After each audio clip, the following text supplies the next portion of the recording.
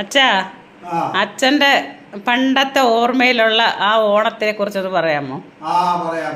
പണ്ട് ഓണം ഉണ്ണെന്ന് പറഞ്ഞാൽ ഓണത്തിനെ ഇലയിട്ട് ഉണ്ണുന്നത് ഒരു പട്ടിണിയായിരുന്നു പണ്ട്. പക്ഷേ തിരുവോണത്തിൻ്റെ അന്ന് എല്ലാവരും ഉടുപ്പും തുണിയൊക്കെ തയ്പ്പിച്ച് റെഡിയാക്കിയിട്ട് ഓണം കൊള്ളും.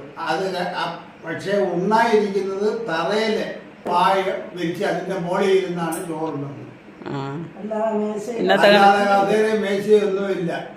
ചിലപ്പോ പായും കാണിയല്ല, ചാണകം വഴിയ തറയ്ക്കകത്ത് ചന്ദനക്കാലം പൂട്ടിയിട്ടിരുന്ന് ചോറുണ്ണും വെച്ച് എല്ലാവരും ആർപ്പ് വിളിച്ച് പിന്നെ ഇറങ്ങി പോയി ഊറിയടി ഊഞ്ഞാലാട്ടം ആഘോഷങ്ങളിങ്ങനെ നടത്തിക്കൊണ്ട് അതിന്റെ പുറകെ പോയി. 3 മാസം പഞ്ഞമാസമാണ്. ചിങ്ങം പറക്കുമ്പോഴാണ് നമ്മൾ കൃഷി സാധനങ്ങളെടുത്ത് ചന്തയിൽ കൊണ്ടുപോയി സാധനങ്ങളൊക്കെ മേടിക്കും. ഇടവും മിഥുനം കർക്കിടകം, ഈ 3 മാസം പഞ്ഞമാസം.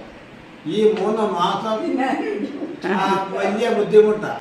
പെരുവഴിയത്ത് കണ്ടെത്തിന്ന് കൊയ്തോണ്ട് വന്ന് വറുത്ത് കുത്തി അരിയാക്കി അത് കഞ്ഞിയോ ചോറോ ഒക്കെ വെച്ചാ കഴിക്കുന്നത്.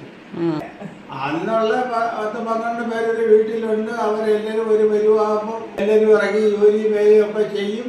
ഇന്നത്തെ കാലത്താണ് ഈ മക്കളെ ഉള്ള ഒരെണ്ണം കൃഷിയെന്നും പറഞ്ഞുള്ള ഒരു കാര്യത്തിനും ഇറങ്ങത്തില്ല. അതിനാളിലോട്ട് കിട്ടത്തുമില്ല. പൈസയൊന്നും തള്ളിയും തന്നെയും മാത്രമുണ്ട്. അവരെ നോക്കാനും ആളില്ല. ചിലപ്പോൾ അവർ കുടിച്ചിട്ട് എത്തുന്നത് അവരറിയത്തില്ല. അവരെല്ലാം വിദേശത്തും ഒക്കെയാണ്.